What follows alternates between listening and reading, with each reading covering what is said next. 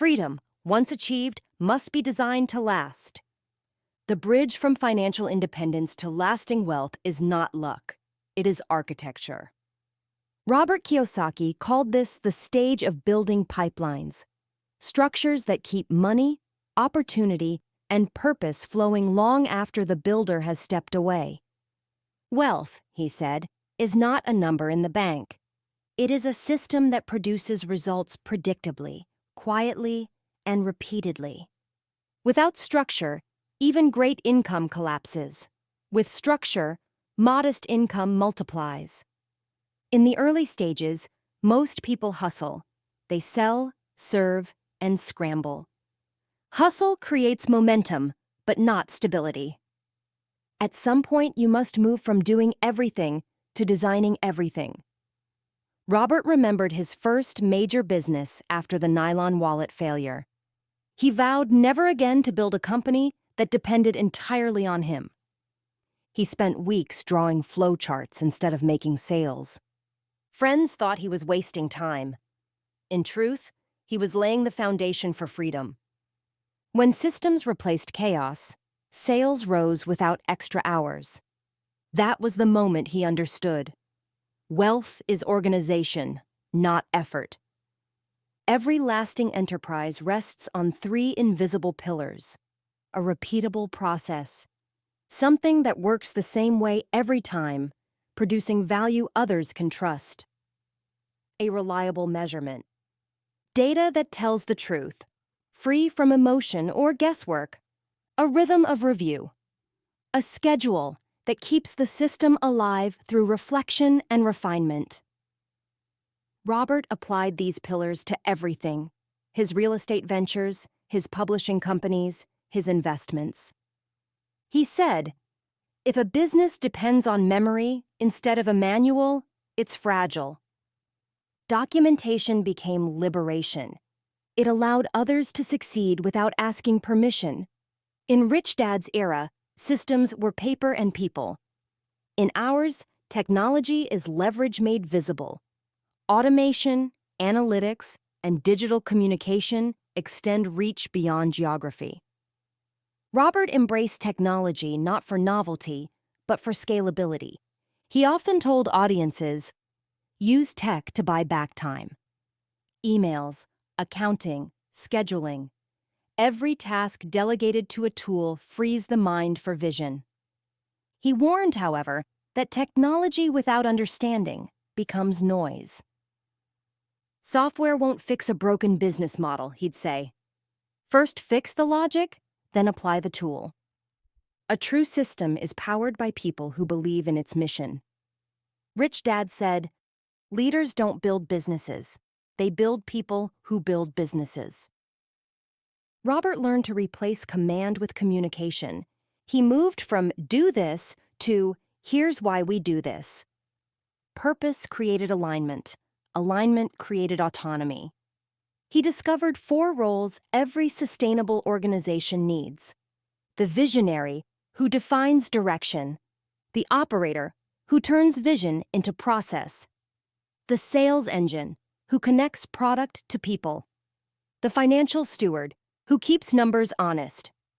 When these 4 functions cooperate, wealth becomes a living organism.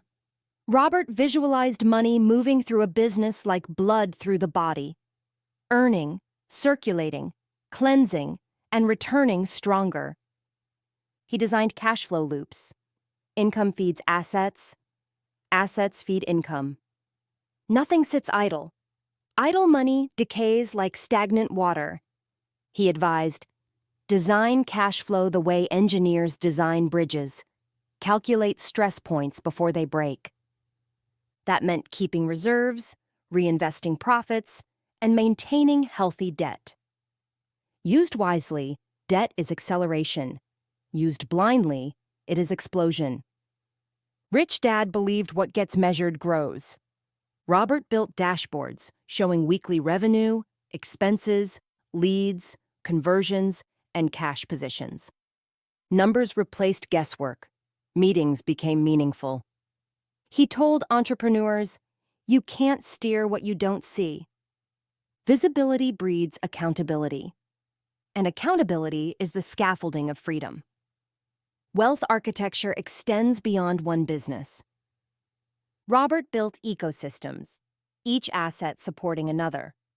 Book sales promoted seminars. Seminars funded investments. Investments created stories for new books. Every component fed the next. He called it the circle of cash flow.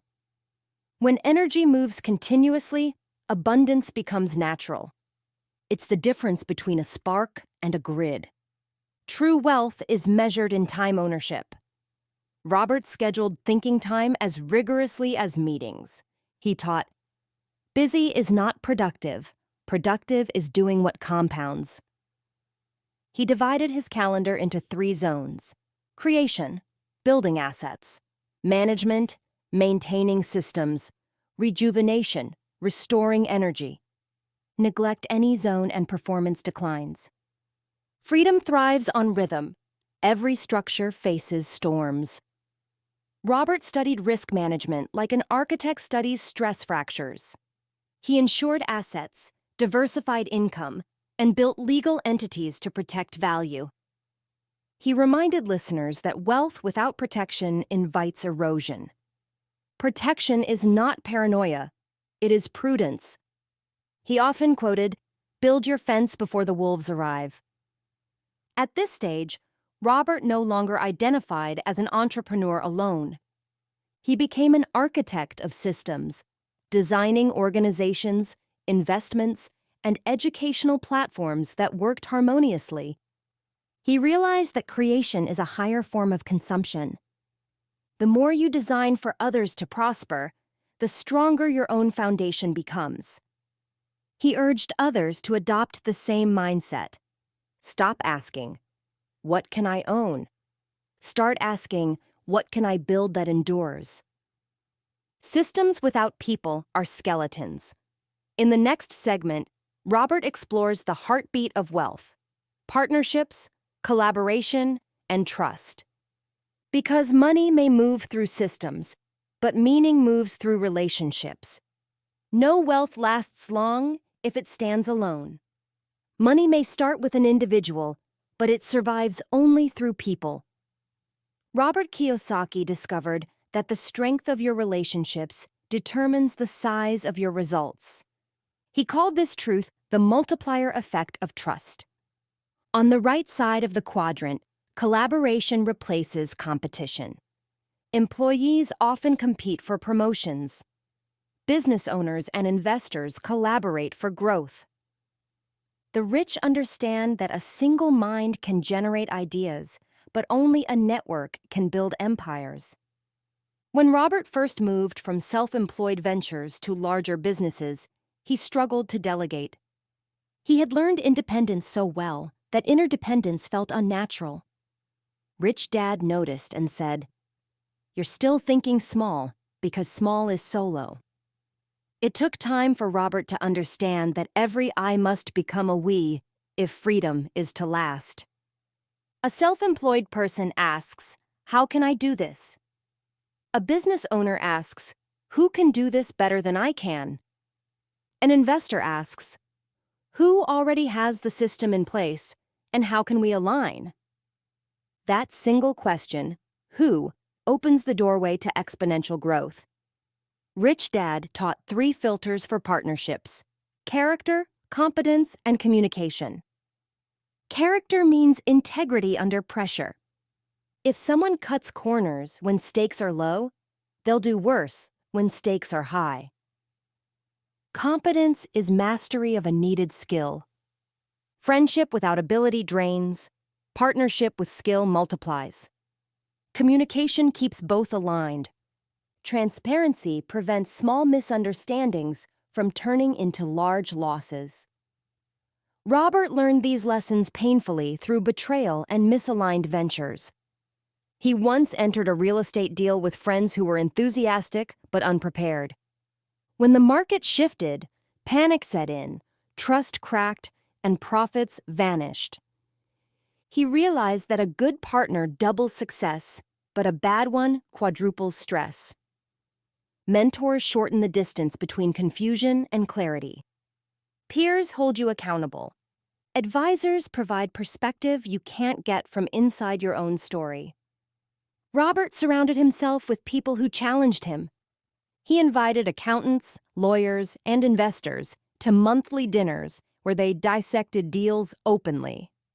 He said, "If you're the smartest person in the room, you're in the wrong room."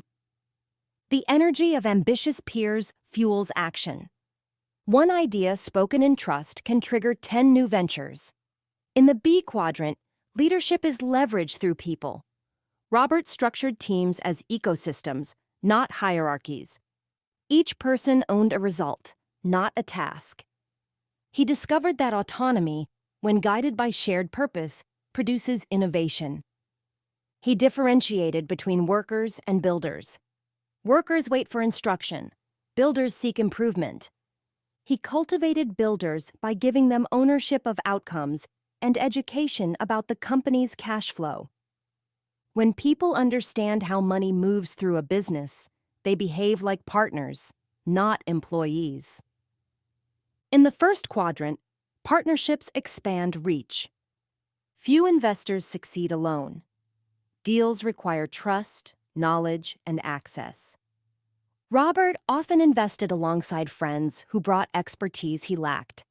He contributed vision or capital. They contributed technical skill. One of his mentors told him, "If you want to go far, share the pie.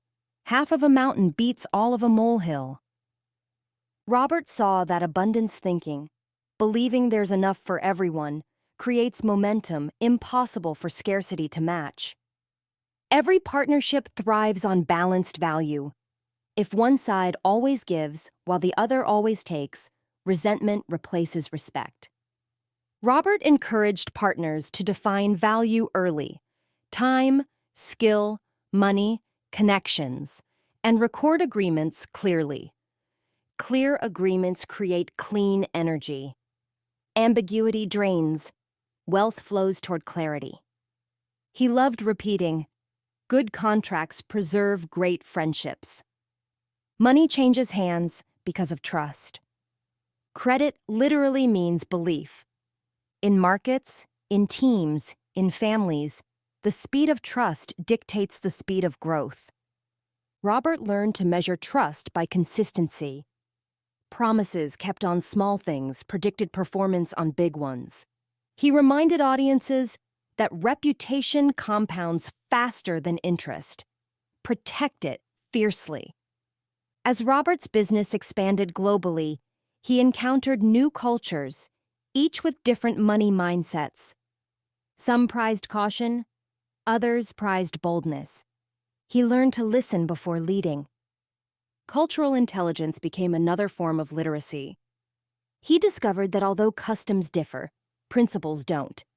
Everywhere he went, people respected honesty, clarity, and service. The language of trust is universal.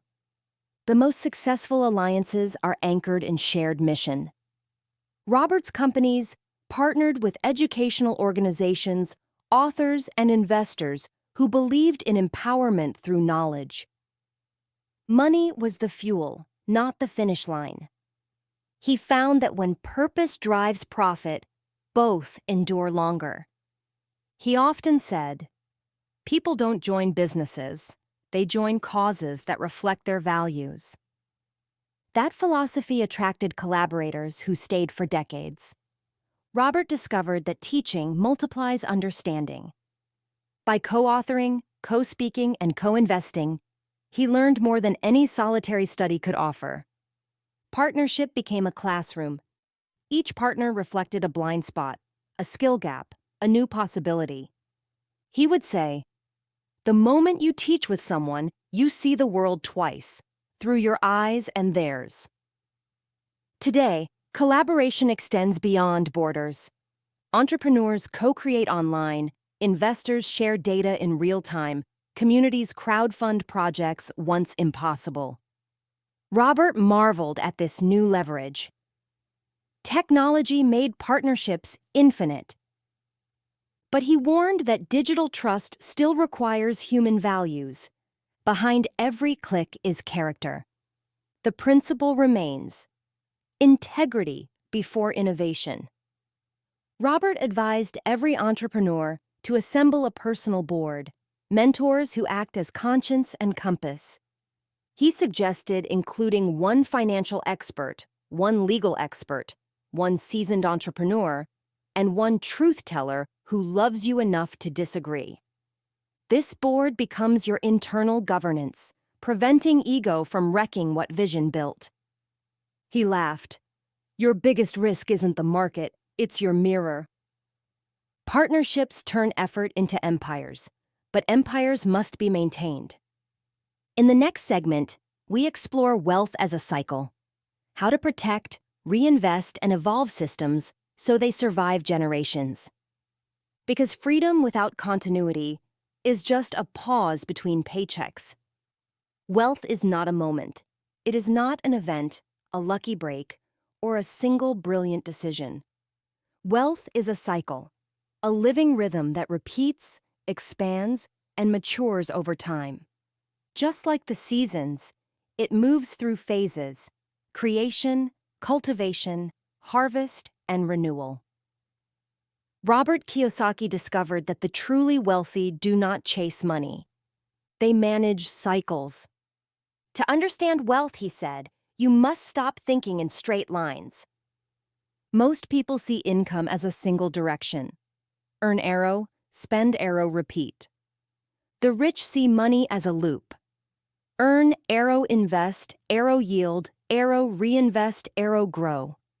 This loop is the engine behind every fortune that endures. Reinvestment is the heartbeat of the wealth cycle. Robert explained it like this: when money flows back into assets, it becomes a worker. When it flows into consumption, it becomes a memory. Most people treat money like a guest, temporary and unpredictable. The wealthy treat money like a team, a loyal one that grows when trained well. Reinvestment is not glamorous. It is repetitive, disciplined, almost invisible to the untrained eye. While others celebrate paydays, the wealthy celebrate what their money can create. Robert would often ask audiences, did your last dollar go to your present or your future? The answer reveals whether you're building a cycle or breaking one. Once a system produces cash flow, whether from real estate, a business, or investments, the next step is snowballing. Every dollar of cash flow is given a task: bring back friends. Robert reinvested small returns from his first properties into more properties. At times, the cash flow was tiny, barely enough for a meal. But he fed it back into the system. Years later, that cycle fed him. He often compared compounding to planting bamboo. For years, nothing visible happens. Then suddenly, growth becomes unstoppable. Wealth moves slowly in the beginning, then violently fast. The secret is staying long enough for acceleration to begin. Robert used the term boring money to explain stability assets, investments that don't excite but endure. Long-term rentals, index funds, essential service businesses. They rarely make headlines, but they pay on time. They don't rise spectacularly, but they don't collapse easily either. He would laugh and say, your wealth must have some excitement, but your foundation must be boring. This foundation absorbs shock when markets shake and emotions swell. Boring money creates stability, so bold money can create growth. No cycle survives without protection. Taxes, lawsuits, inflation, and recessions are the natural predators of wealth, sometimes painfully, that structure protects success. He used entities, insurance, diversification, and advisory teams to build protective walls. He reminded listeners, it's not how much you make, it's how much you keep. And protection is the art of keeping. Wealth without shields evaporates in crisis. Wealth with shields grows through crisis. Robert studied financial cycles the way sailors study tides. Markets rise, markets fall, always. The uneducated panic, the educated prepare. He knew that recessions were not disasters but discounts. Some of his greatest gains came during downturns, when the fearful sold and the informed bought. He advised people to observe 4 cycles: market cycles, boom, bust, recovery; business cycles, growth, peak, correction; personal cycles, learning, applying, scaling, restructuring; global cycles, technology shifts, political changes, economic transitions. Understanding these cycles turns fear into foresight. There comes a season when assets begin feeding you more than you feed them. The cycle enters maturity. Cash flow covers lifestyle. Business runs with leadership. Investments deliver passive yield. Robert called this the quiet wealth stage. No applause, no spotlight, just peace. Many people confuse this stage with retirement. Robert rejected that word. He believed humans are not meant to stop. They are meant to evolve. When cash flow liberated his time, he didn't retire. He expanded. Freedom became fuel for purpose. The wealth cycle doesn't end with harvest. It renews itself through reinvention. Robert would refine strategies, sell underperforming assets, start new ventures, explore new markets. Renewal is necessary because the world changes. Industries fade, opportunities shift, technology disrupts. The wealth that adapts survives. He reminded audiences, the moment you stop learning, your cycle stops turning. Renewal keeps the loop alive. Wealth is not only mathematical, it is emotional. Robert identified emotional seasons people face. Excitement when new ideas spark. Doubt when results lag behind effort. Stress when markets shift. Pride when milestones hit. Complacency when success grows. He warned that complacency is the most dangerous. It invites stagnation.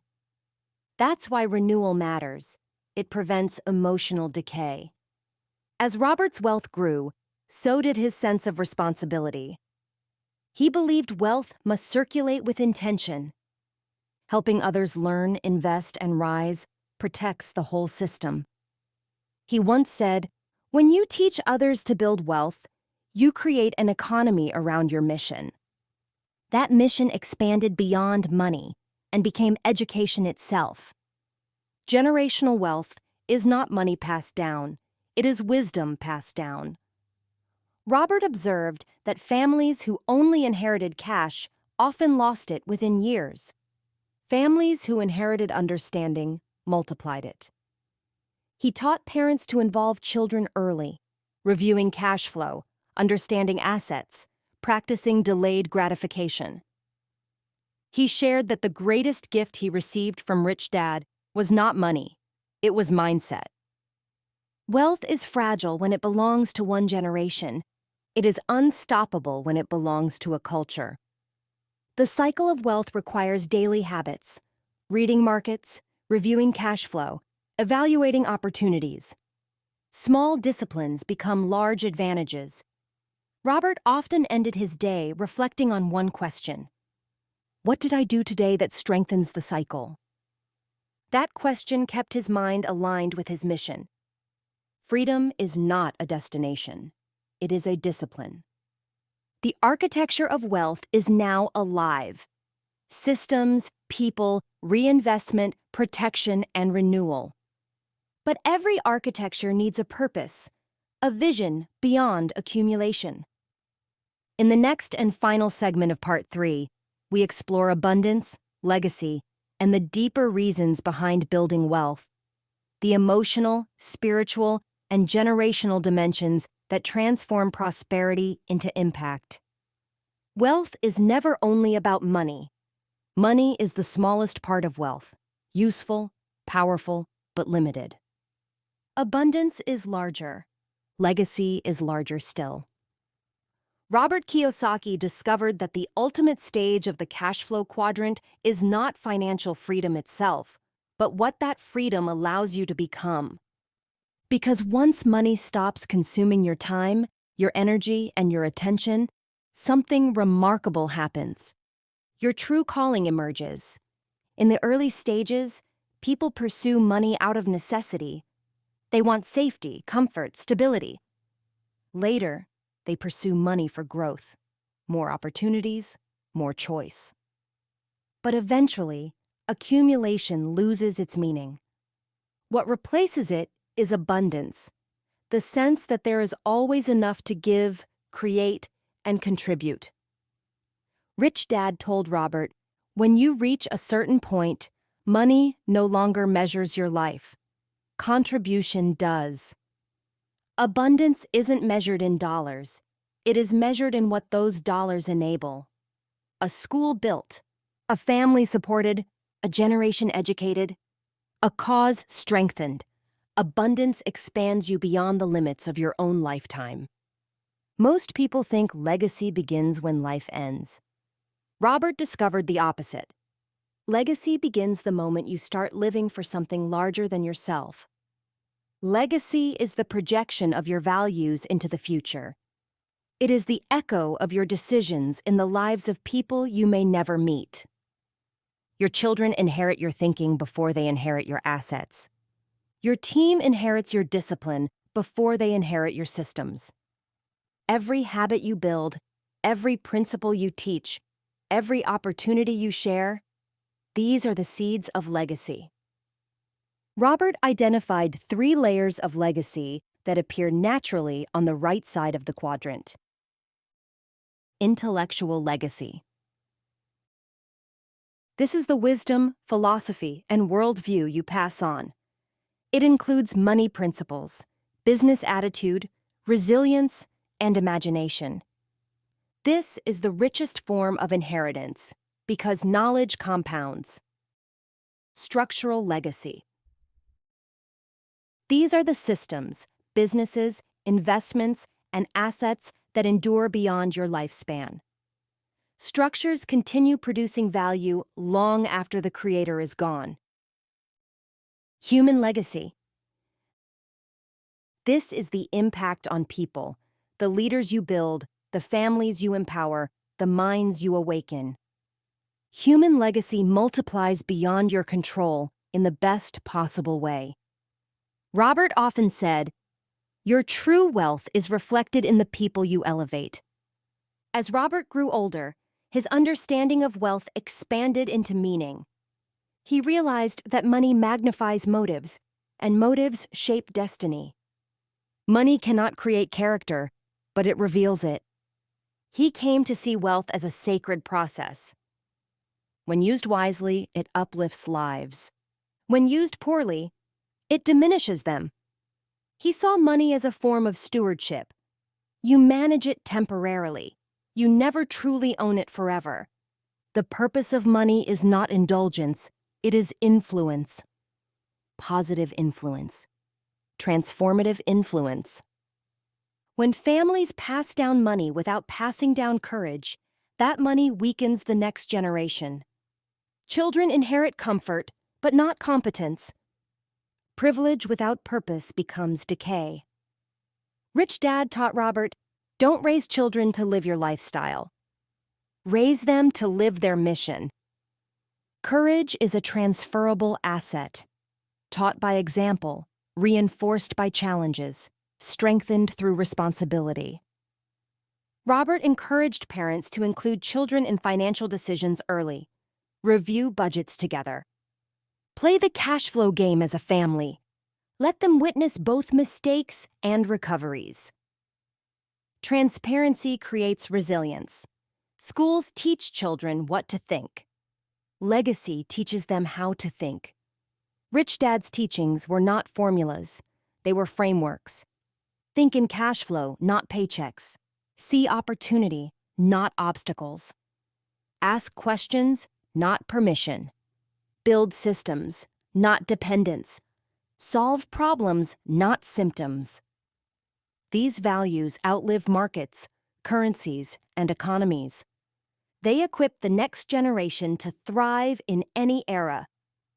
At a certain point, Robert felt the weight of his mission.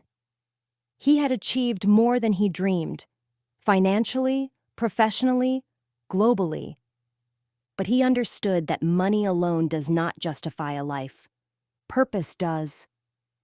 He realized his mission was not to accumulate wealth, but to teach others how to achieve it for themselves.